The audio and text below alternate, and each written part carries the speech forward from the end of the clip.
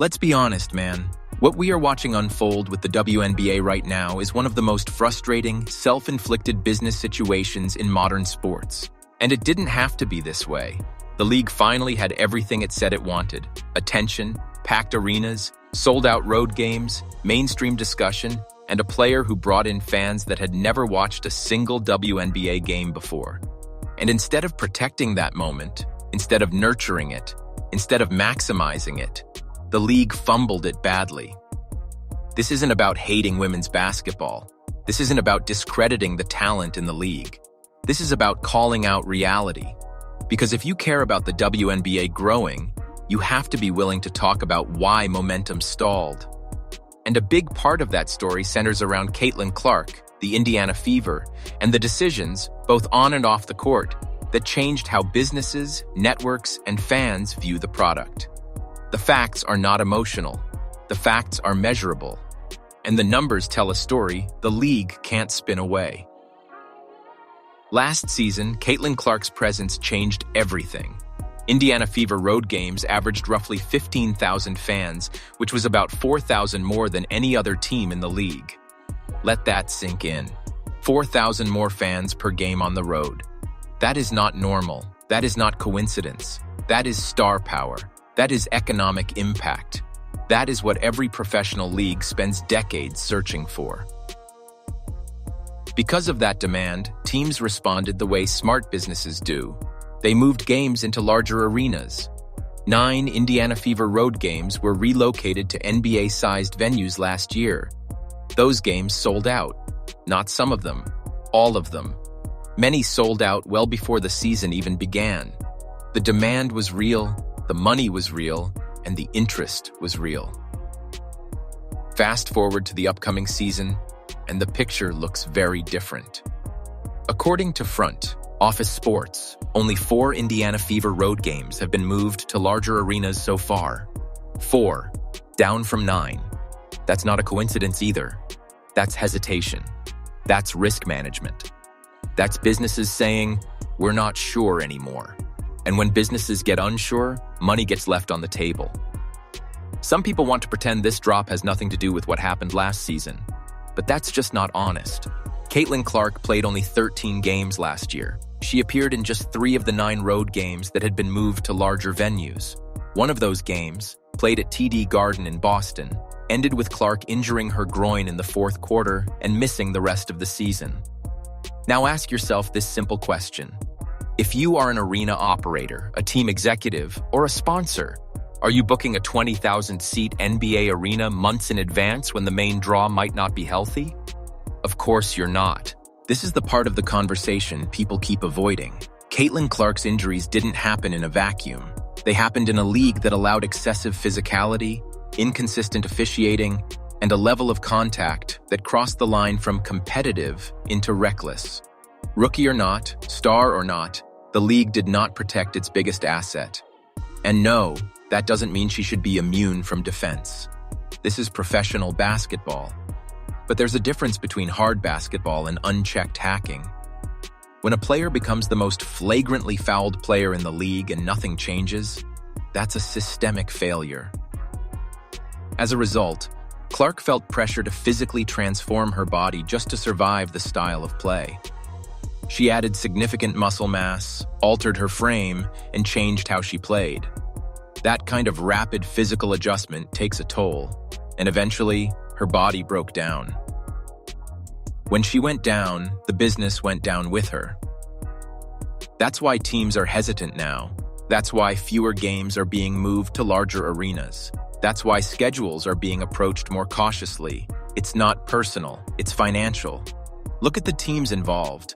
The Las Vegas Aces, Chicago Sky, Toronto Tempo, and Dallas Wings are the only ones currently scheduled to host Indiana in larger venues. Meanwhile, teams like the Washington Mystics, Connecticut Sun, and Atlanta Dream, who all moved games last year, haven't done so yet. And sure, some of these games may still get moved closer to tip-off if Clark is healthy. That's likely. But notice the difference. Last year, teams were booking these venues months in advance. This year, they're waiting. That shift alone tells you everything you need to know. The league lost certainty. Now let's talk about media coverage, because this is another uncomfortable truth. When Caitlin Clark entered the league, mainstream sports media paid attention. Debate shows discussed her. Highlights went viral. Casual fans tuned in. But after the injuries, the controversy, and the non-stop negativity surrounding how she was treated, that attention faded. Major networks aren't talking about the WNBA the same way anymore. The buzz cooled off, the momentum stalled, and once casual fans leave, they are incredibly hard to bring back. That's the real damage here. Not just fewer arena upgrades, not just lost ticket revenue, but lost trust from fans who felt like they were watching something special, only to see it mishandled. And let's be clear, this isn't about one player being bigger than the league. This is about understanding how sports economics work. Stars lift leagues. They always have. Michael Jordan lifted the NBA, Tiger Woods lifted golf, Serena Williams lifted women's tennis. These leagues didn't resent that. They embraced it. When the WNBA finally got its moment, it didn't fully embrace it. Instead, the league allowed internal resentment, poor officiating, and inconsistent leadership to undermine the product. And now, executives are quietly adjusting because they don't want to get burned again. You can see it in how schedules are released. You can see it in how arenas are booked. You can see it in how cautious sponsors are becoming. Even expansion teams like the Toronto Tempo are making smart business decisions by spreading games across different markets. That's growth strategy. That's forward thinking. Meanwhile, opponents are pulling back on fever games because they can't confidently sell Caitlin Clark months in advance anymore. And that should alarm everyone who cares about the league's future. The irony in all of this is that players have long said they wanted bigger contracts, more exposure, and more investment. Those things were finally lining up. Attendance was up, revenue potential was up, interest was up, and yet the very conditions that created that growth weren't protected. Once fans feel pushed away, whether by negativity, chaos, or a product that feels hostile, they don't stick around out of loyalty. Sports fans are consumers. They have options, and when they leave, leagues feel it years later, not immediately. That's where the WNBA is now, in a delayed consequence phase. Caitlin Clark is still the league's biggest draw. The numbers prove it, the sellouts prove it, the attendance gap proves it, but the league no longer has the same margin for error.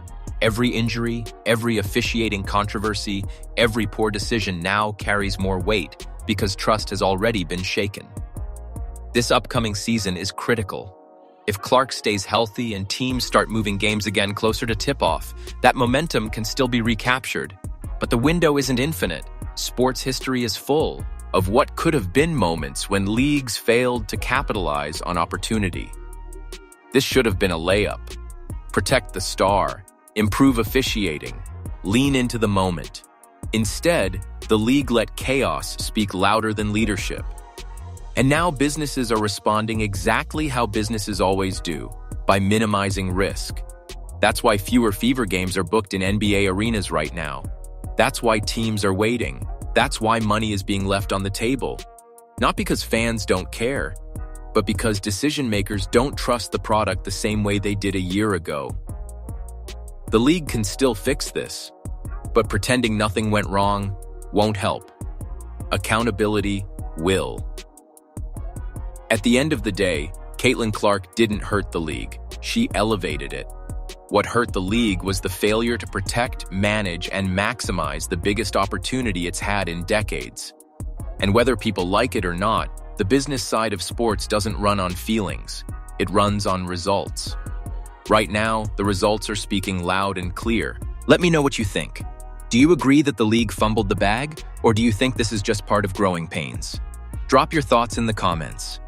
If you enjoyed the video, make sure to like it, subscribe to the channel, share it with someone who needs to hear this conversation, and hit that notification bell so you don't miss what's coming next.